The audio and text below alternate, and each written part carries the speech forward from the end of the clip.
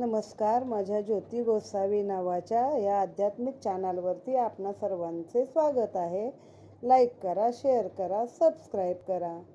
आता आपण पाहत आहोत अथ श्री साई सचरित अध्याय 23. श्री गणेशाय नमः. श्री सरस्वते नमः. श्री गुरुभ्यो नमः. श्री कुलदैवताय नमः. श्री सीतारामचंद्राभ्याम नमः. श्री सद्गुरु साईनाथाय नमः. हा जीव वस्तूत त्रिगुणातीत, परिहोऊनी माया विमोहित, सच्चिदानंद स्वरूप विसरत, देह मानिता आपणा. मग त्या देहाची या अभिमाने, मी करता मी भोगता माने, त्रस्त होई अनर्थ मार्ग महानाटकी. त्रस्त होई अनर्थ परंपरेने, मार्ग नेणे सुटकेचा. गुरुपदी सप्रेम भक्तियोग, हाच एक अनर्थोपशम मार्ग. महानाटकी साई श्रीरंग, भक्ता रंगवी निजरंगी. आम्ही तयास मानू अवतारी, कारण लक्षणे तीच ती सारी. परी मी बंदा अल्लाची या पदरी, स्वये ये परी वदत ते. दरी स्वये अवतार, दावी पूर्ण लोकाचार. शुद्ध वर्णाश्रमाचार, योग्य प्रचार चालवी. कधीही न कोणाची बरोबरी, कधी न करावी कोण्याही परी. पाहिजो विश्वंभर चराचरी, तयासी हारीच साजिरी. न कोणाची अवगणना, कोणासही तुच्छ लेखिना. भूतमात्री नारायणा, चैतन्य घना पाहितो. कधी न म्हणवित अनल हक्क, मी एक परमेश्वराचा पाईक. गरीब मी या देहक्क, अल्ला मालिक जपनित्त. कोणा संताची काय जाती, कैसे वर्तती काय खाती. येणे न आकळे तयाची स्थिती, ती तो या परी सर्वदा. वावया जड जीव उद्धार, परोपकारी संतावतार. होती पहा सृष्टीवर, हीच सर्वेश्वर कृपा असे. असेल जरी पुण्यगाठी, तरीच उदेजेला आवड पोटी. ऐकावया संतांच्या गोष्टी, सुखसंतुष्टी पावावया. एकदा एका योगाभ्यासी, सवे घेऊन चांदोर करासी. ठाकले येऊन मशिदीसी, दर्शनासी बाबांच्या. पतंजलादी योगशास्त्र, होते अभ्यासिले समग्र.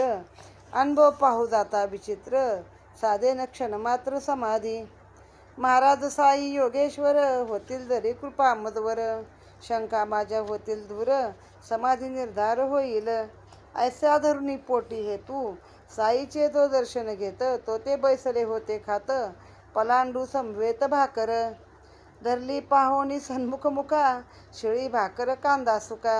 हे काय वारिती माझ्या शंका, प्रबळ आशंका उद्भवली. विकल्प उठला त्याचे मनी, साई महाराज अंतर्ज्ञानी. म्हणती नाना कांदा ज्या पचनी, पडे तयानीच खावा तो. पचविण्याचा जोम व्हावा, तयाने कांदा खुशाल खावा. ऐकून चरकला योगी जीवा, शरण सद्भावा गेला तो. असो तो पुढे योगाभ्यासी, बाबा येऊन बैसता गादीसी. निर्विकल्प अंतःकरणेसी, बाबापासी बैसले. पुसते झाले सावधान, पाहुणी शंका समाधान. लावणी उदी आशीर्वचन, प्रसन्न मन परतले. आयशाचा आणिक भोत कथा, भक्तिभावार्थे श्रवण करता. दुःख मोहादी अनर्थोपशमता, भक्त सत्वरता पावती. असे ना अल्प जलाशय, दुर्गंधी युक्त अतिशय. तेतकी सौख्येंद्र अतिशय, मानी निसंशय सुकर. श्री साई सचरित्र अध्याय 23 आपण पाहत आहोत. नेहमीप्रमाणे अध्यायाच्या सुरुवातीला गणपती, सरस्वती, श्री गुरु, कुलदैवता सीतारामचंद्र आणि सद्गुरू साईनाथ यांचे नमन करून अध्यायाला सुरुवात केलेली आहे. तर असं एक छान उदाहरण दिलेलं आहे की खरं तर बाबा स्वतः एक अवतार आहेत, पण ते कधी म्हणत नाहीत की मीच परमेश्वर आहे. तर ते मी अल्लाचा बंदा आहे हे सांगतात. आणि कधी कोणाला म्हणत नाहीत की मीच एक परमेश्वर आहे तर मला भजा, तर ते म्हणतात की मी त्याचा पाईक आहे. असं माणसाने संतांच्या बाबतीत बघूच नये. पुण्या संतांची काय जाती आहे, काय खातात, काय करतात, यापेक्षा ते संत आहेत आणि ते तुम्हाला योग्य मार्ग दाखवतात, तर ते पाहणं आपल्याला महत्त्वाचं आहे. जड जीवाचा उद्धार करण्यासाठीच परोपकारी संत आपला अवतार घेत असतात. खरं तर प्रत्येक जीव हा सच्चिदानंद स्वरूप आहे, म्हणजे परब्रह्मस्वरूप आहे. पण आपण त्रिगुण कुठले तर सत्व, रज आणि तम या 3 गुणांनी विकार होऊन आपण त्यामध्ये अडकलेलो असतो. आणि मग हा देह माझा, ह्या वस्तू माझ्या, मीच करताय, मीच भोगताय, अशा गोष्टी तो मानत असतो. एकदा एक योगाभ्यासी होते, ज्यांना पातंजल वगैरे योगशास्त्र चांगलं माहीत होतं. तर ते चांदोरकरांच्या बरोबर ती बाबांकडे मशिदीला आले. तेव्हा बाबा काय करत होते, तर हातामध्ये सुकी भाकरी आणि कांदा, पलांडू म्हणजे कांदा, कांद्याबरोबर भाकरी खात होते. तर तो आला होता आपल्या काही शंका विचारायला. मग त्याला असा प्रश्न पडला की हे शिळी भाकरी आणि कांदा खातायत, हे मला काय म्हणे, माझ्या शंकेचं काय निरसन करणार हो. बाबांना ते अंतर्ज्ञानाने समजलं. मग बाबांनी लगेच नानासाहेबांना सांगितलं, नाना, कांदा ज्याला पचतो त्यानेच खावा, ज्याला पचवायची ताकद आहे त्याने खावा, नाही तर खाऊ नये. मग त्या योग्याला मनात खून पटली आणि मग तो शरण गेला बाबांना चांगल्या सद्भावाने, चांगल्या मनाने. पुढं ते बाबा जेव्हा गादीवर बसले, हा त्यांच्या पायाशी बसला, आपल्या शंका विचारल्या. मग बाबांनी शंका समाधान केलं, हातामध्ये उदी दिली, आशीर्वाद दिला आणि अशा रीतीनं प्रसन्न मनानं ते गृहस्थ पुन्हा परतले. अशा अनेक कथा आहेत या बाबतीमध्ये बाबांच्या, ज्या भक्तिभावे श्रवण केल्या तर तुमचं दुःख, मोह ह्याचा जो अनर्थ आयुष्यामध्ये आहे त्याचं शमन नक्कीच होईल. आता एक उदाहरण का दिलं की एखादा जलाशय आहे, भले दुर्गंधी आहे, पाणी घाणेरडं आहे, तरी पण ते डुकराला त्याचं सुख वाटतं का नाही, तो त्या जलाशयातलं पाणी पितो. जीवा शुकाची एकच परी, एक देही तुझा पंजरी, मुकला शुक स्वातंत्र्या तरी, मानी ती बरी परतंत्रता. कूपमंडू कस महाशुक, पंजरी त्याचे सर्व सुख, जाणेन स्वातंत्र्याचे कौतुक, जीवही कामुक तैसाच. काय मौजेचा माझा पिंजरा, सुवर्ण दांडीच्या येरधारा, उलटा टांगलो तरी मी बरा, पायन जराही सुटावा.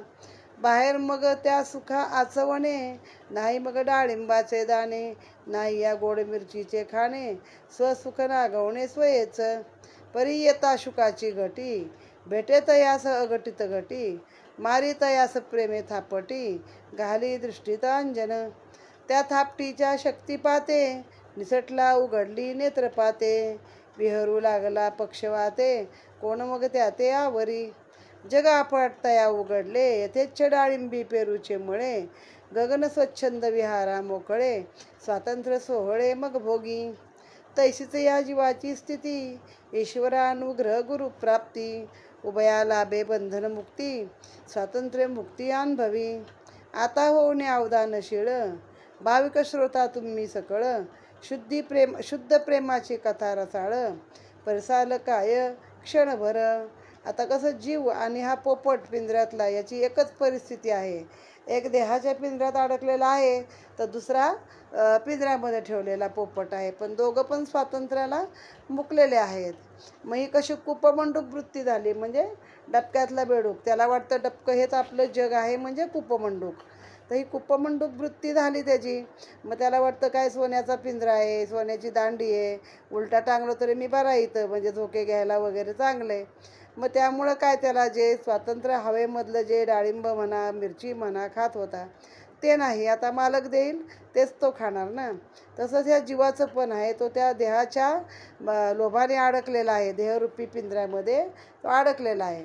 मग एकदा ह्या शुकाचं काय झालं, म्हणजे जीव आणि पोपट दोन्ही असं एक समजा, त्यानुसार एक अनुषंगाने अर्थ दिला आहे की थापटी मारली, कुणी मारली आपल्याला, परमेश्वराने मारली, आणि तो निसटला, आकाशामध्ये विहार करू लागला. मग त्याला अफाट जग दिसलं, यथेच्छ डाळिंब पेरू वगैरे वगैरे खाल्लं, स्वातंत्र्य मुक्तीचा अनुभव घेतला. मग अशीच एक आता श्रोते हो, अवधानशील राहा, म्हणजे जागे राहा, आणि कसं काय एक शुद्ध प्रेमाची कथा आता आपण ऐकूया. गताद्याही चमत्कार, देऊनी श्यामा बरोबर, चितळीची या दौऱ्यावर, बाबा मिरीकरा पाठवीत, साई जाणूनी अनागत ज्ञान, लांब बाबापासून विघ्न, केले मिरीकरा सावधान, संकट सूचन वेळीच. नाही केवळ सूचन केले, निवारणार्थ उपायही योजिले, नको म्हणता गळी बांधले, संकटे रक्षले मिरीकरा. बाबा भक्त कल्याण तत्पर, बाळासाहेब मिरीकर, टाळून त्यांचे गंडांतर, अनुभव विचित्र दाखविला. त्याहून पहा श्यामाची स्थिती, सर्पदोष होऊन अर्वाची ती. जीव जगण्याची आशाही नव्हती, केली निर्मुक्ती बाबांनी. तीही एक बाबांची लीला, कतू आधी श्रुतयाला. विखार जरी होता डंखला, केला उपाय काय पहा. साताची या सुमाराला, हाताची या करंगळीला, एकाएकी सापडसला, भाग झाला विषदग्ध. वेदना असह्य अत्यंत, होऊ पाहे प्राणांत. माधवराव झाले भयभीत, चिंतायुक्त अंतरी. अंग त्यांचे लाल झाले, आप्तस्नेही सर्व मिळाले. विरोबाकडे चला म्हणाले, संकटी पडले जीवित. निमोणकरही पुढे आले, उदी घेऊन जावे म्हणाले. माधवराव मशिदी धावले, काय केले बाबांनी. होता बाबांची नजरा नजर, पहा बाबांचा चमत्कार. शिव्या देऊ लागले आणि वार, नेदीत वर येऊ त्या. चढू नको भटुरड्यावर, चढशील तर खबरदार. चल निघ जा खाली उतर, केली दीर्घस्वर गर्जना. अत्याद्भुत बाबा कोपले, आगा कल्पित पाखडते झाले. माधवराव चकित झाले, किंमत ताडले कटुवच. पाहुणे हा ऐसा प्रकार, माधवराव घाबरले फार. काही एक सुचेना विचार, बैसले हिरमुसले खालीच. देवही तेव्हा रागास आले, माधवराव अंतरी भ्याले. वाटले उपायाची सर्व हरले, जेव्हा वेरिले बाबांनी. कोण नाही घाबरणार, पाहुणे वृत्ती खवळली दुर्धर. ऐकून शिव्या गाळ्यांचा भडीमार. प्रसंग भयंकर वाटला, मशीद माझे माहेरघर. मी साईचे पोटचे पोर, ऐसे असता आईच पोरावर. कोपली आणि वार का आज, सरपडंकला हे गाराणे. माते वाचून कोठे नेणे, परी तीच जैला थे हाणे. केविल वाणे मुख केले, बालक जैसे मातेपाशी. माधवराव तैसे बाबाशी, असताना ते हे अहर्निशी. आजची कैसी हे स्थिती, माताच जेव्हा लाते हाणी. तेव्हा लेकुरा राखावे कोणी, जीवित आशेवर सोडले पाणी. माधवरावांनी ते समयी, काही काळ गेल्यावर, बाबा होता स्थिरस्थावर. माधवरावांनी केला धीर, वर जाऊन बैसले. बाबा म्हणाले न सोडी धीर, काही मनी न करी जिकीर. बरे होईल सोड फिकीर, दयाळू फकीर सांभाळील. घरी जाऊन स्वस्त बैस, घराबाहेर जाऊ नकोस. राही निर्भय निश्चित मानस, ठेवी विश्वास मजवरी. मग ते माघारा घरास, पोचण्याचाच अवकाश.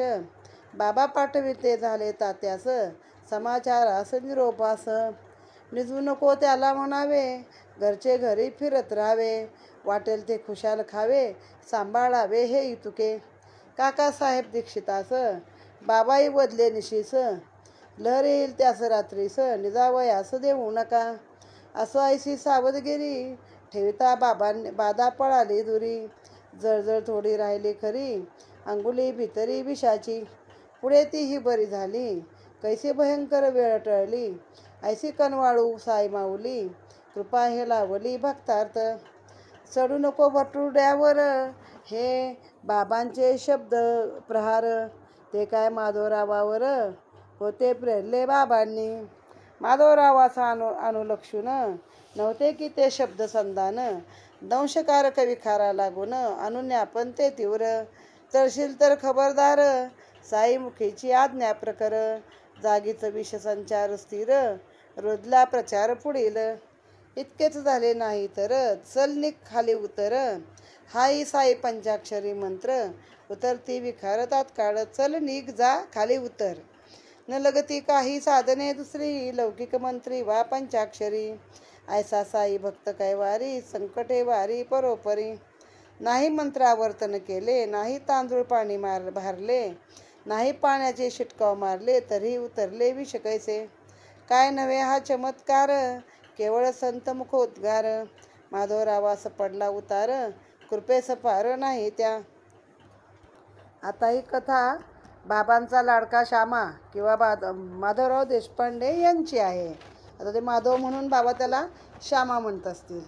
मग मागच्या अध्यायात आपण बघितलं की मिरीकराच्या बरोबर श्यामाला पाठवलं चितळीला, आणि ते विखार जो होता लंबा बाबा, तर आधीच सांगितलं, सावध केलं आणि त्यातून वाचवलं सुद्धा. आता इथं काय झालं की एकदा एकाएकी ना माधवरावाच्या करंगळीला एक साप डसला आणि तो विषारी असणार, कारण त्यांचं अंग सगळं लाल झालं, अतिशय कळा येऊ लागल्या, जसं काय प्राण जातो असं वाटायला लागलं. मग सगळे भेटले आणि म्हणले चला बिरोबाकडे. आता ती पद्धत मी मागच्या अध्यायात सांगितली, सगळ्या गावोगावी ती पद्धत आहे. माधवराव म्हणले नाही मला बाबांकडे जायचं मशिदीला. त्यात निमोणकर आले. हे निमोणकर हे माधवरावांचे चुलते आहेत, म्हणजे काय दत्तक वगैरे गेले असतील नानासाहेब निमोणकर. तर मग ते म्हणाले आधी उदी घेऊ बाबांची. मग गेले तिकडं उदी घ्यायला म्हणून गेले, तर बाबा एकाएकी नजरानजर झाल्याबरोबर बाबाजी क्रुद्ध झाले, रागावले, शिव्या देऊ लागले आणि चढू नको भटुरड्यावर. आता आपल्याला काय वाटतं, माधवरावाला सांगतात हे भटुरड्या चढू नको वरती. ते तसं नाही आहे, त्या विषयाला सांगितलं की या भटुरड्यावर तू वर चढू नकोस, आहे तिथंच खाली धाकच्या जागी थांब. मग माधवराव बिचारे घाबरले. आग काय बाबा अक्कल्पित आगच पाकडले, म्हणजे आता सांगायला आले बिचारे असं असं झालं आहे. तर हे उलटच झालं. बाबांना घाबरले, ते हिरमुसले आणि एकदम बसले खाली जाऊन. तर बाबा एकदम खवळले, शिव्यागाळी करू लागले.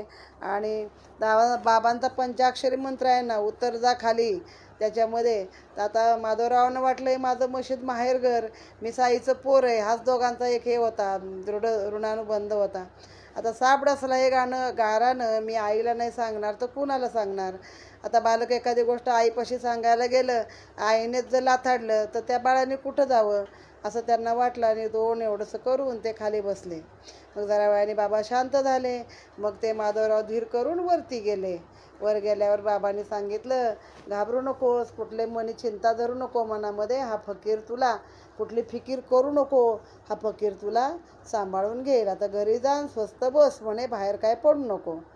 मग ते गेल्याबरोबर पाठोपाठ त्यांनी लगेच घरी पोचले नसतील तोपर्यंत दुसऱ्या काकासाहेबांना पाठवलं की जा म्हणे त्याला म्हणावं झोपू नकोस. आधी तात्याला पाठवलं, तात्या कोते आहे ते, तर तात्याबा कोते त्यांना पाठवलं की बाबा त्याला म्हणावं झोपून देऊ नका, खायला काय खायचं ते खाऊ द्या पण झोपून देऊ नका. मग काकासाहेब दीक्षिताला पण पाठवलं की त्याला झोपायची लहर येईल तर त्याला झोपून देऊ नका. मग हळूहळू ती जळजळ फक्त राहिली, बाकी त्यांची भयंकर वेळ अशी टळली. आणि मग तो अर्थ पुढं सांगितला की ते काय त्याला म्हणाले का नाही, तर ते कुणाला म्हणाले, ते विषयाला म्हणाले चढशील तर खबरदार, चल निघ जा खाली उतर, चल निघ जा खाली उतर. हा जो पंचाक्षरी मंत्र त्याला मारला तर ते विष जागच्या जागी कमी होऊन गेलं. मग कुठला मंत्र मारला नाही, कुठले भारलेले तांदूळ मारले नाही, पाण्याची शिपकारे मारले नाही, तरी देखील फक्त संताच्या मुखाचा आदेश ऐकून ते विष निमालं आणि माधवरावासी उतार पडला. आता अशीच एक पूर्वाध्यायी कथा आहे, तिचं आपण बघूया आता पुढे काय. कथा वर्णिली पूर्वाध्यायी, कथे ती येऊन हिची नवलाई, कैसी माव करती साई, श्रोत्या जाईल अनुवादली. परिस्ता ही कथानके सुरसे, वटतील गुरुवचनाचे ठसे, कर्मा कर्म विकर्म निरसे, श्रद्धा बैसे गुरुपायी. सोपातला सोपा उपाय, हृदयी स्मरावे साईंचे पाय, हाची एक तरण उपाय, माया जाय निरसोनी. संसार भय बहुदंड, माया समुद्रात हे बंड, कथा श्रवणे होईल दुखंड, जोडेला खंड आनंद. एकदा शिर्डीत महामारी, येता ग्रामस्थ भयभीतांतरी, दौंडी पिटली एक विचारी, रहदारी सारी बंद केली. महामारीचा मोठा दरारा, ग्रामस्थांनी घेतला भेदरा, परस्थाचा घेतीन वारा, व्यवसाय सारे ठेले की म्हणजे ठप्प झाले. आता जसं कोरोना काळात झालं तसंच एकदा शिर्डीमध्ये महामारी आली, म्हणजे कॉलराची पटकीची साथ आली. मग ते काय होतं, उलट्या जुलाब नाही, महामारी म्हणजे हो पटकीचीच साथ आली आणि त्याच्यामध्ये मग लोक घाबरले. मग आता कोरोना काळात जे केलं होतं ते एकदम बंदी, कोणी कोणाकडं जायचं नाही, तसंच ग्रामस्थ घाबरले आणि त्यांनी सगळे व्यवहार एकमेकाकडे येणं जाणं बंद पाडलं. इकडच्या गाड्या तिकडल्या म्हणजे परक्या व्यक्तीचा वारासुद्धा घेत नव्हते, बाकीचं गोष्ट लांब. व्यवसाय पण सारे ठप्प पडले. मरी जोवरी चाले गावात, कोणी न करावा बकऱ्याचा घात, गाडीने येऊ द्यावी शिवेत, नेले समस्त वर्तावे, नेमे समस्त वर्तावे. ग्रामस्थांचा हा देवभोळेपणा, बाबांच्या मुळी नावडे म्हणा. तयाच्या मते या कुकल्पना, अडाणीपणा लोकाचा, त्यांनी तिकडे करावे नियमन, बाबांनी वरी घालावे विरजन. कैसे कैसे ते करावे श्रवण सादर मन होऊनी. ग्रामपंचांचा हा निर्धार ग्रामस्थ पाळीची साचार. दंड देणे हाच परिहार नियम लवभार भंगे जो. बाबास नाही दंडाचे भय ते सदा सर्वदा निर्भय. लावोनी हरिचरणी लय सदैव दुर्जय कळी काळा. एकदा एक परगावचे गाडे भरली जयात जळा उलाकडे. वेशित येता पडे साकडे जना ते वाकडे लागले. लाकडांची तेथे दुर्मिळता जाणीव ही ग्रामस्थांचे चित्ता. परी नियम उल्लंघन अनुचितता तेने दुश्चिंतता सकळी का. गाडीवाल्यावरी ते फिरले गाडी तयाची परतवू लागले. हे वर्तमान बाबास कळले येऊन थडकले ते स्थाना. स्वय राहिले गाडी पुढे गाडीवाल्यासी धीर चढे. ग्रामस्थांचा दुराग्रह मोडे घातले गाडे वेशीत. ठेवून ते मंडपद्वारी आणून रिचविले मंडपा भीतरी. चकार शब्द मुखाबाहेरी कोणाच्या परी निघेना. ग्रीष्म शरद वा हेमंत ऋतू असो वर्षा वसंत. अष्टौ प्रहर मशिदीत धुनी तेवत बाबांची. काय बाबांचा निर्धार विचित्र अग्निहोत्र्याचे अग्निहोत्र. तैसी प्रज्वलित अहोरात्र धुनी ती पवित्र बाबांची. केवळ या धुनी प्रित्यर्थ मोळ्या फाटाच्या विकत घेत. बाबासमोर मंडपात ढिगरच वीत भिंतीशी. साधुनी बाजारची वेळा बाबांनी करावी लाकडे गोळा. तयावरही शेजारी याचा डोळा स्वार्थासी भोळा दुर्लभ. बाबा नाही चुलीस फाटे फाट्याविन चूल न पेटे. ऐसे कथिती जे खोटे नाटे फाट्यात वाटे तयांचेही. स्वार्थी जन जात्याच द्वाड सभा मंडपा नाही कवाड. तेने तयासी थावे सवड गरजूला बाड सारिखे. बाबा अत्यंत परोपकारी काय वर्णावी तयांची थोरी. दिसाया उग्र बाह्यात्कारी परी अंतरी अतिसौम्य. अगाध तयांचे महिमान वाणी होऊनी निराभिमान. करील तच्चरणाभिवंदन करील अवगाहन तरीच अवगाहन करील. व्यापून या स्थिर छर उरी उरला विश्वंभर. विचारून हे निरंतर करिना वैर कुणासी. तोच भरलासे सर्व सृष्टी दिशादाही पाठी पोटी. कोणाचीही वक्रदृष्टी करिता तो कष्टी होतसे. अंगी तरी वैराग्यपूर्ण स्वय लोकसंग्रहार्थ आपण. करी प्रापंचिकाचे आचरण द्यावया शिकवण आश्रिता. काय या महात्म्याची लिनता ऐकता वाटेल आश्चर्यचित्ता. दिसून येईल भक्त प्रेमळता अवतार सार्थकता तयांची. अतुल दीन वत्सलता पोटी सानपणाची आवड मोठी. प्रत्यंतरास कोट्यानुकोटी येथील गोष्टी सांगावया. कधी ना उपासवा तापास हठयोगाचाही नाही सायास. कधी न रसासक्तीची आस अल्पहारास सेवितसे. जाऊन या नियमित घरी मागे ओली कोरडी भाकरी. हीच भिक्षा नित्य माधुकरी कोड करी जिव्हेचे. पूर्वी नरसनेचे लाड मिष्टान्नाची धरीन होड. प्राप्ता प्राप्त धडगोड त्यातची गोड मानितो. ऐसे परी प्राणधारण करुण करी शरीर रक्षण. की ते ज्ञान मोक्ष साधन निराभिमान सर्वदा.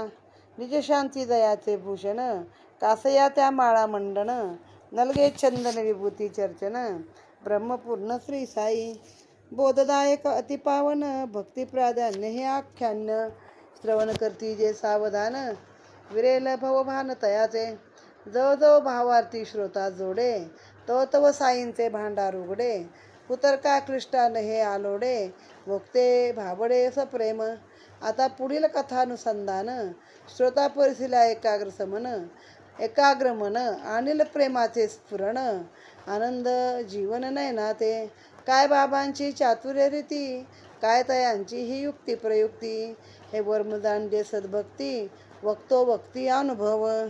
जेव्हा शिर्डी गावात ही महामारीची साथ आली तर पहिल्या अध्यायात आपण बघितले ते बाबा दळणदळत बसले. सकाळी सकाळी पीठ आणि बाया आल्या. त्यांना वाटलं चला आम्हाला बाबा आयतं पीठ देतात.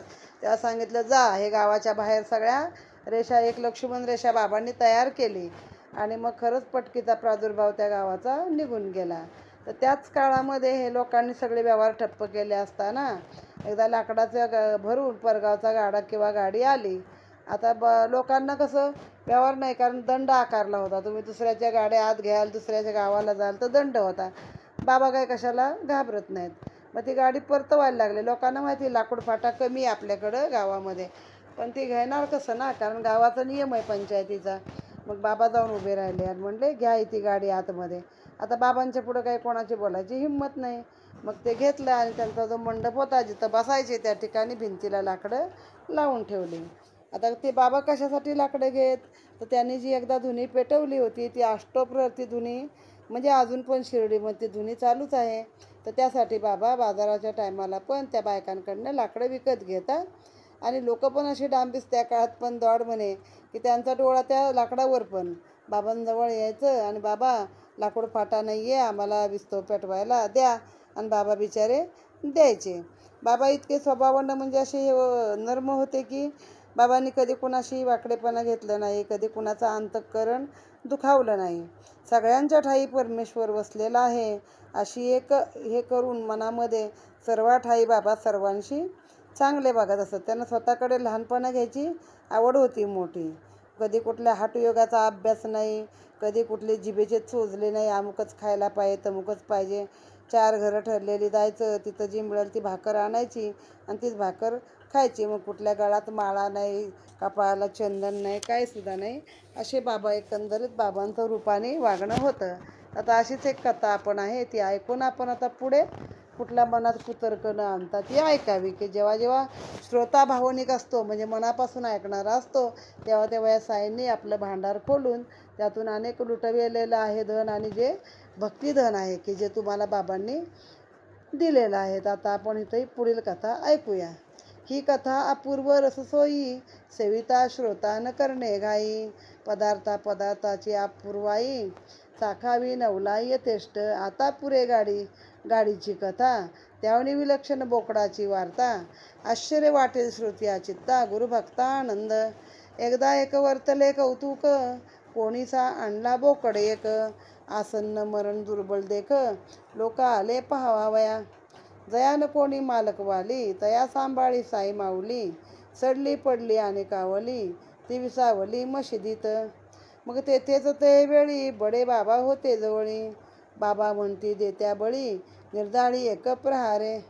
बडे बाबाची काय महती, बसाया स्थान उजवे हाती. बडे बाबा निवडल्यावरती चिलीम सेविती मग साई. त्या बडे बाबा वाचून हालत नसे साईंचे पान. ज्याने न करता ग्रास सेवन, न चाले जेवण बाबांना. एकदा दीपवाडीसारखा सण, ताटे पक्वान्ने वाढली पूर्ण. पंगत होता निजस्थानापन्न, गेले रुसवून बडे बाबा. बडे बाबा नसता पंक्ती, साईबाबा अन्न न घेती. आणि साईबाबा जवळ ग्रास न घेती, इतर जेविती कैसेनी. त्याने सर्व खोळंबले, बडे बाबासी शोधून आणले. मग जेव्हा पंक्तीस बैसविले, अन्न सेविले बाबांनी. आता सोडून वर्तमान कथा, बडे बाबांची दिग्दर्शन वार्ता. परिसावावी वाटे श्रोता, आडकथा ही न गणावी. बडे बाबांचे अतिथी, सभामंडपी जेवण वक्ती. वाट पाहत खाली बैसती, कान लावती हा केला. 2 बाजूस 2 पंक्ती, मध्ये भागी बाबा विराजती. बडे बाबांची जागा रीती, वामहस्ती बाबांचे. नैवेद्य सकळ ताटात पडता, ती ताटे पंक्तीत मांडता. जेवणा निजस्थानी बैसता, समय येता भोजनाचा. बाबा मग परमादरे, स्वये स्वये पुकारिया तारस्वरे. बडे मिया म्हणतात वरे, नमन पुरस्वर येती वर. अन्नावर जो निष्कारण रुसला, तयाचा तो आदर कसला. जेणे अन्नाचा अपमान केला, तयाचा सन्मान काय तुका. तरी हेही लोकसंग्रह रीती, बाबा स्वये आचरून दाविती. पंक्तीस घेतल्या वाचून अतिथी, अन्न सेविती अयुक्तते. ही जी ग्रस्त क्रममर्यादा, बाबानं उल्लंघिती कदा. जेणे टळतील भक्तांच्या आपदा, आचरती सदा स्वयेही. अतिथी पूजने इष्टप्राप्ती, तेने होय अनिष्ट निवृत्ती. तैसे न करता प्रत्यवाय निश्चिती, म्हणून पूजिती शिष्टतया. अतिथी राहता अशनवीन, पशुपुत्र धनधान्य विनाशन. अतिथी पडता उपोषण, आमंत्रण ते अनर्था. तयास प्रत्ययी साई समर्थ, ₹50 दक्षिणा देत. त्या काळात 50 रुपये कमी झाले. तयात बोलवित पावले कशत, बाबा जात स्वयेकी. त्या बडे बाबावर जेव्हा आली त्या बोकडाची प्रथम पाळी, कैसा बे काटना इसको खाली, सबब निकाली मुखा वाटे.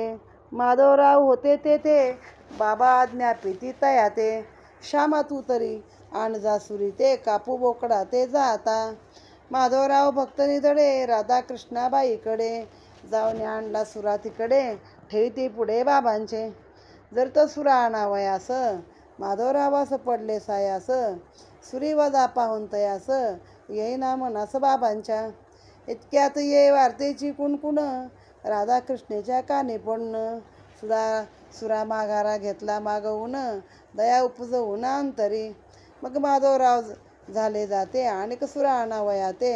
तो तिकडेच वाड्यात झाले बैसते, कीन घडो हसते ती हत्या. मग काकांचे पाहावया मानस, बाबा तव आज्ञापिती तयास. जातू सुरा आण कापावयास, निर्मुक्त सायास करी त्या.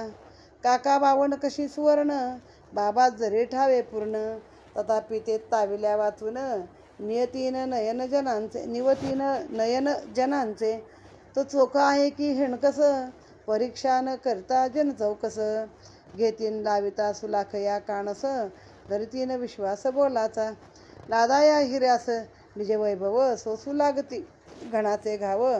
फुकाची न देव कळा गौरव, टाकीचे घाव न सहता. काका जरी गळ्यातील ताईत, इतरास कैसी या विप्रचित. हिराई बांधोनी सूत, पारखी अग्नीत टाकती. संत वचनी धरता विकल्प, अयशस्वी तयाचे संकल्प.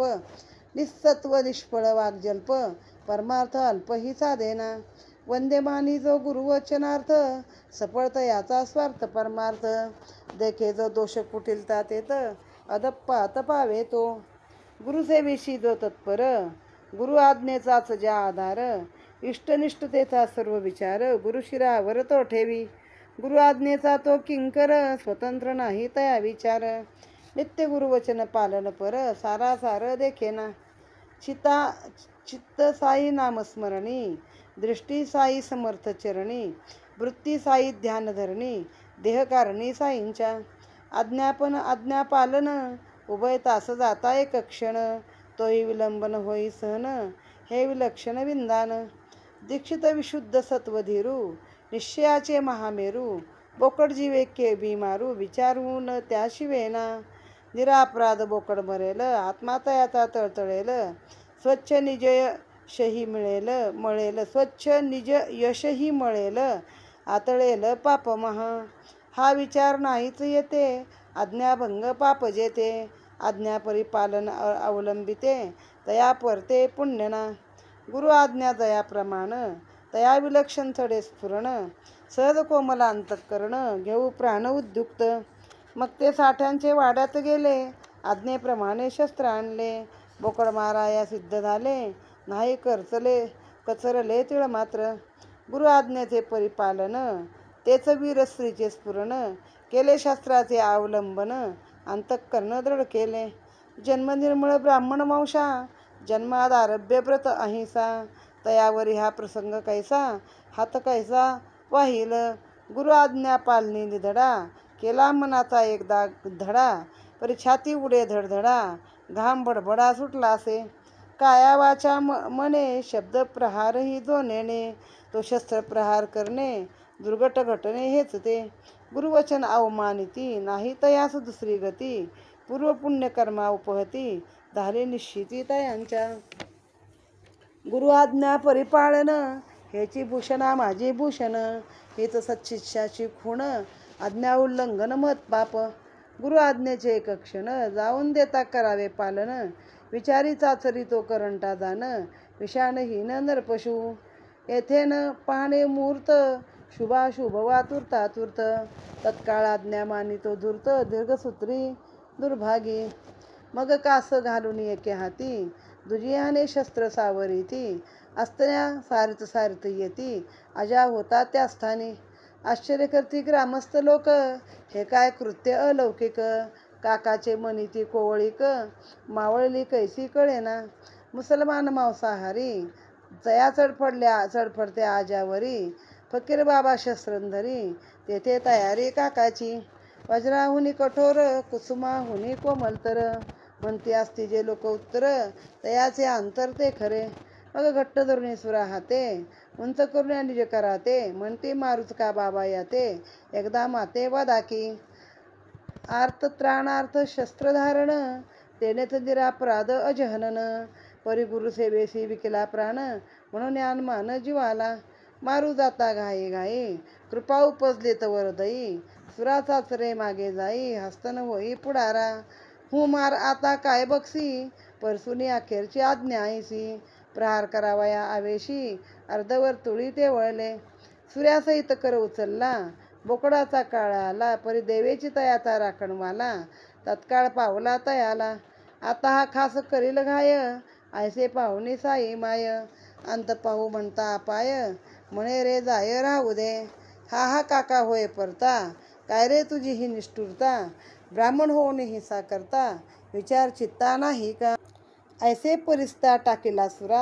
आश्चर्य वाटले लहान थोरा जीवदान लादला बकरा गुरुभक्ती शिखरा चढविली मग काका सुरा टाकोन काय वदती द्या अवधान बाबा आपले अमृत वचन धर्मशासन ते आम्ही नेणू तुझा धर्म आम्हा नाही लाज शरम गुरुवचन पालन हेच वर्म आजी आगमा आम्हा ते गुरु आज्ञा परिपालन हेच शिष्याचे शिष्यपण हेची आम्हा निजभूषण अवज्ञा दूषण सर्वांची होऊ सुखी अथवा कष्टी परिणामावर नाही दृष्टी घडेल असेल जैशी अदृष्टी परमेष्ठीला काळजी आम्हा तो एकच ठावे आपले नाम नित्य आठवावे स्वरूपणे साठवावे आज्ञांकित व्हावे अहर्निशी हिसा अहिंसा आम्ही नेणू आम्ही तारक सद्गुरु चरणू आज्ञा किमर्थ हे मनी नाणू प्रतिपालनू कर्तव्य गुरुआज्ञा जेथे स्पष्ट युक्तायुक्त वा इष्टानिष्ट हे विचारितो शिष्य नष्ट सेवा भ्रष्ट मी समजे गुरु आज्ञेचे उल्लंघन तेच जीवाचे अधपतन गुरु आज्ञा परिपालन मुख्य धर्माचरण ते चित्त गुरुपदी सावधान राहत की जावत प्राण आम्हा गुरुचीच आज्ञाप्रमाण परिणाम निर्वाण तो जाणे आम्ही नेणो अर्थानार्थ आम्ही नेणो स्वार्थ परार्थ जाणू एक गुरु कार्यार्थ तोची परमार्थ आमुते गुरुवचनाची यापुढे विधिनिषेध व्यर्थ बापुढे लक्ष गुरु नियोग कर्तव्याकडे शिष्याचे साकडे गुरुमाता आम्ही आपल्या आज्ञेचे दास योग्य नाणू मनास वेळी वेचू जीवितास परी गुरुवचन प्रतिपाळू. आता लेखक म्हणतात ती लाकडांची कथा जाऊ द्या, अजून एक नवीन कथा सांगतो. ती रससोयी म्हणजे अमृत सेवन पिण्यासारखी कथा आहे ती, की गुरुचा आज्ञा कशी पाळली पाहिजे किंवा गुरु म्हणतील तो शब्द क्षणात कसा प्रमाण मानावा त्याचं एक उदाहरण आहे. तर एक बडे बाबा होते, बडे मिया. तर बाबा ते एकदम आता खास बाबांच्या डाव्या स्थानी बसायचे. सगळी पंगत बसणार दोन्ही बाजूनी, ताटं वाढली पंगत वाढली की बाबा ते बडे मिया नसेल तर जेवण पण घेणार नाहीत, असा त्या बडे मियाचा बडेजा होता. आणि एकदा दिवाळीची ताटं वाढली आणि हा बडे मिया रुसून गेला. मग तो नाही तर बाबा खायनात तर लोक इतर खायनात, करायचं काय. मग बाबांनी परम आदराने मग हा खाली बसायचा, दररोज मशिदीत असायचा, खाली बसायचा, त्याचा कान बाबांच्या आवाजाकडेच असायचा. आणि बाबांनी बोलावलं की बरोबर जेवायला बाबांच्या शेजारी हा माणूस जाऊन बसायचा. मग हा रुसून गेला. मग आता लोकांना वाटेल की बाबा अन्नाचा अपमान करतोय हा माणूस, रुसून जातोय, तर कशाला बाबा एवढं त्याला महत्त्व देतात, अन्नाचा अपमान करतोय तर जाऊ दे ना. तर नाही, बाबांनी तिथं तुम्हाला ग्रस्त धर्म शिकवला आहे की आलेला अतिथी उपाशी जाऊ नये, उपाशी राहू नये. तर त्याला बोलावून कसं पण करून त्याला तुम्ही जेवणाला तुमच्यासोबत पंक्तीला घ्या.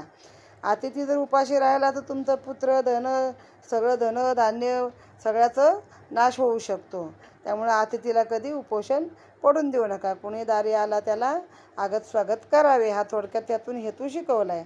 वर बाबा त्याला दररोज 50 रुपये दक्षिणा देत आणि त्याला काही 4 पावलं बोलवत पण जात रोजचे. आता एकदा बडे बाबावर काही वेळ आली तर एकदा त्या मशिदीमध्ये कोणतरी एक तो बोकड आणून तिथं दिला.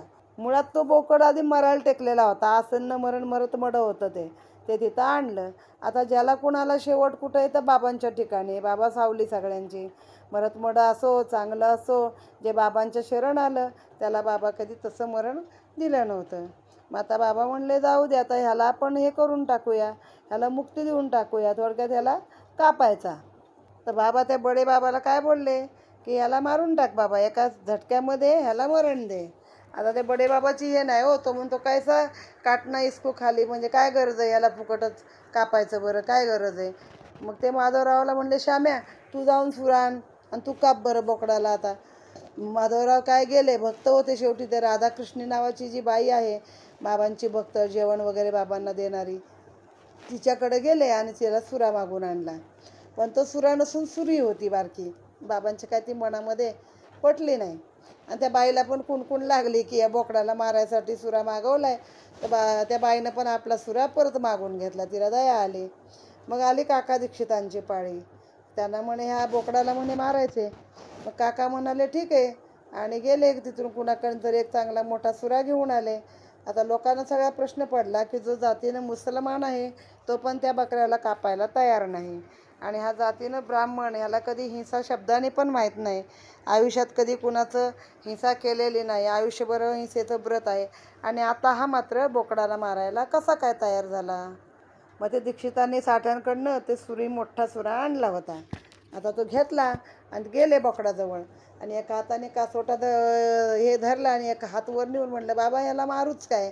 आता ती पद्धत आहे बघा, म्हणजे पूर्वी असं होतं, जरी गावाकडे जरी खाटीक आणला बोकड कापायला, पूर्वी माणसं खाटिकाला बोलवून घरी बोकड कापून घेऊन ते समोर ते शिजवत वगैरे असत. तर मग त्याला तो स्वतःवर पाप नाही घेणार, म्हणजे एवढी पापभिरू त्यांची जमात पण तेव्हा होती. तर तो मालकाला विचारणार काटू क्या. मालक जर काट म्हणला तर ते पाप मालकावर आहे, की माझा तर धंदाच आहे कापणे, पण मला ह्या मालकाने सांगितलं म्हणून मी कापलं असं. मग आता नाही म्हणे, बघतोच काय म्हणे, मारच म्हणे. मग आता त्यांनी घेतला सुरा, अर्धवर्तुळ उठले, गोल फिरले, म्हणजे आता मारणारच. तेव्हा मग बाबा म्हणले आता घात कर रे, जाय रे, राहू दे राहू दे. काय काका तुझी निष्ठुरता, अरे तू ब्राह्मण असून कशी काय हिंसा करतोस, तुला काय विचार मनामध्ये आला नाही का. कारण शामराव काय झाले, तिकडेच जाऊन बसले. परत आता दुसरा सुरा आणायचा म्हणजे बाबा आपल्याला बोकड मारायला लावणार. पण माधवराव देशपांडे काही आलेच नव्हते. मग काकांनी ते सांगितले की काका मी हिंसा बिसा असलं काय जाणत नाही, तर माझ्या गुरुचं वचन हे मला मोठं मान्य आहे. गुरुचं वचन एक क्षण बोलल्याबरोबर मधी वेळ जाता कामा नये, तर ते शिष्याने पार पाडलं पाहिजे, तरच तो खरा गुरु आणि तो खरा शिष्य. मी तर गुरु आज्ञा कशी पाळावी याचं जरा उदाहरणं दिल्या. हिंसा अहिंसा आम्ही नेणू, आम्हासी तारक सद्गुरु चरणू. मला हिंसा अहिंसा माहीत नाही, माझ्या सद्गुरूचे चरण हेच मला तारक आहेत. मग गुरुच्या पदी आपलं चित्त सावधान ठेवा, प्राण राहो किंवा जाऊ दे, पण गुरुची आज्ञा प्रमाण माना. गुरुवचनाच्या पुढं विधिनिषेध काय नाही. गुरुचं नियोग कर्तव्य गुरु सांगाल ते ऐकायचं. श्रीकृष्णानं सुद्धा गुरुची पत्नी म्हणली तर जंगलात जाऊन लाकडं आणलेली आहेत, तर तसंही तो गुरुवचनाची महती सांगितलेली आहे, की जे म्लेच्छे करून धजला नाही, तो मुसलमानांनी जे केलं नाही ते गुरुवचनासाठी एक ब्राह्मण करायला धजला, ती पण हिंसा. आम्ही आपल्या आज्ञेचे दास, योगा योग्य नानू मनास, वेळे वेचू जीवितास, परी गुरुवचन असं प्रतिपाळू. म्हणजे तुमचं गुरुवचन पाळण्यासाठी वेळ आली तर आम्ही स्वतःचा जीव देखील देऊ. स्वभावे जे दयाभूत, तेच होय पाषाणवत, म्लेच्छेन जे करू धजत, ब्राह्मण सजत करावया. वाटेल हे श्रोती अवघड, परी सद्गुरूवरचे गारुड, व्हा एकदा गुरुवचनारूढ, तत्काळ घोड उकलेलं. एकदा त्यांची धरल्या कास, पायी ठेवल्या पूर्ण विश्वास, मग शिष्याची चिंता तयास, नलगे सायास करावया. सर्वथैव वाहून घ्या पायास, भय नाही मग तयास, केवळ तोच तयांचा आत्मविश्वास, परती रास लाववी. त्रिप्रकार शिष्य असती, उत्तम मध्यम अधम वृत्ती, प्रकार प्रत्येकी अतिसंकलेती, अभिव्यक्ती स जाणतो. न सांगता अभिष्ट जाणणे, जाणताच सेवा करू लागणे, प्रत्यक्ष आज्ञे लागीन खोळंबणे, तो उत्तम शिष्य. गुरुने आज्ञा पिता मानणे, अक्षरे अक्षर प्रतिपाळणे, कार्यातरी न विलंबणे, तो मध्यम शिष्य तो. गुरुने आज्ञा करत राहणे, करू करू म्हणतची जाणे, प्रतिपदी प्रमाद करणे, जाणा अधम शिष्य तो. परमवैराग्य नाही अंतरी, नित्यानित्य विवेक न करी, कैसी गुरुकृपा तयावरी, जन्म जरी घालविला, तरी तो गुरुपदी निरंतर, इच्छा तयाती पूर्वी ईश्वर. निश्चय निष्काम करी सत्वर, तो परात्पर सोयरा, असावे निर्मळ श्रद्धाबळ, वरी प्रज्ञेचे बळ प्रबळ, सबुरीची जोड आढळ, परमार्थ सबळ तयाचा. येथे नलगे प्राणनिरोध, अपादो दान त्याचा शोध, हठयोग समाधी वा उद्बोध, साधन दुर्बोध ते आम्हा. असता शिष्याची भूमिका तयार, सद्गुरु सिद्धीसी नाही उशीर. तो ते सदैव अनुग्रह तत्पर, एकाची पायावर उभे. सगुण साक्षात्कार प्रतीती, भक्त मात्र तेचा अनुभविती. भाविकांना उपजे भक्ती, पाखंड युक्ती इतरांना. पुढे मग बाबा काकासवती, हे घे टमरेल पाण्याचे हाती. आता मी हलाल करतो निश्चिती, देतो सद्गती तया ते. आधीच तो बोकड मरणोन्मुख, तेथे आहे तक्या नजीक. फकीर बाबास विचारे एक, समय सूचक आठवला. घेतला बाबांचा विचार, बोकड मारावा तक्यावर. तेने मिशे करविताच स्थलांतर, बोकड देहांतर लादला. बोकडाचा मृत्यू अटळ, जाणून चुकले होते सकळ. परी पाहून योग्य वेळ, केला हा खेळ बाबांनी. सद्गुरूशी शरण गेले, सद्गुरू रूपची ते झाले.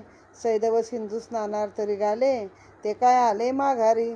जीव हा या जगाचा भोगता, ईश्वर जगत योग्य प्रदाता. परी सद्गुरू एक मोक्षदाता, तुझी आत्मा ऐक्यता निधान. कृपा उपजली पोटी, सद्गुरू देतील दिव्य दृष्टी. तेथे मग ही सकळ सृष्टी, मावेल दिटी कदाची. हे माड साई पायी शरण, तेथे वाही देहाभिमान. मनी म्हणे सावधान, बाबा निराभिमान मज ठेवा. आता पुढील अध्याय द्वयी, थट्टा विनोदाची रससोयी. करील कैसे महाराज साई, ती नवलाई परी येसा. दिसाया विनोद करमणूक, परते अत्यंत बोधदायक. अभ्यासील जो भक्त भाविक, परमसुख पावेल. स्वस्ती श्री संत सज्जन प्रेरिते, भक्त हे माड पंत विरचिते. श्री साई समर्थ सच्चरिते, गुरुभक्ती लीला दर्शन नाम. त्रयोविंशतितम अध्याय गोढा. श्री सद्गुरु नाथार्पण नमस्तू. आता श्रोत्यांना हे अवघड वाटल, पण एकदा गुरुचं वचन मानून पहा. एकदा गुरूंची कास धरली आणि पूर्ण विश्वास गुरुवर आपल्या ठेवला, तर तुम्हाला कशाचं भय नाही, ते तुम्हाला तारून नेणारच आहेत. आता गुरूंचे शिष्याचे 3 प्रकार आहेत, उत्तम, मध्यम आणि आदम. आता अभिव्यक्तीच जाणतो म्हणजे जो स्पष्ट असतो शिष्य, म्हणजे उगाचच आपला पुढं गोंडा नाही घोळत. बरं, तो कसा? सद्गुरूच्या तोंडून शब्द येण्याच्या आधीच त्याला काय करायचं ते माहीत असतं. मग तो आज्ञेसाठी खोळंबत नाही, तर तो जाणतो की इथं आता ह्यांना काय गरज आहे, आणि तोंडातून शब्द येण्याच्या आधीच तो ती गोष्ट करतो. तो उत्तम शिष्य आहे. जो आज्ञा दिल्यावरती कळतो, जे अक्षर गुरूंनी सांगितलं ते पूर्ण पालन केलं, तर तो मध्यम शिष्य आहे. आणि जे गुरूंनी सांगितलं तरी आता करतो, मग करतो, उद्या करतो, असं करणार, कधी प्रमाद म्हणजे उलट विचारणार, तर तो आदम शिष्य आहे. असे शिष्यांचे प्रकार आहेत.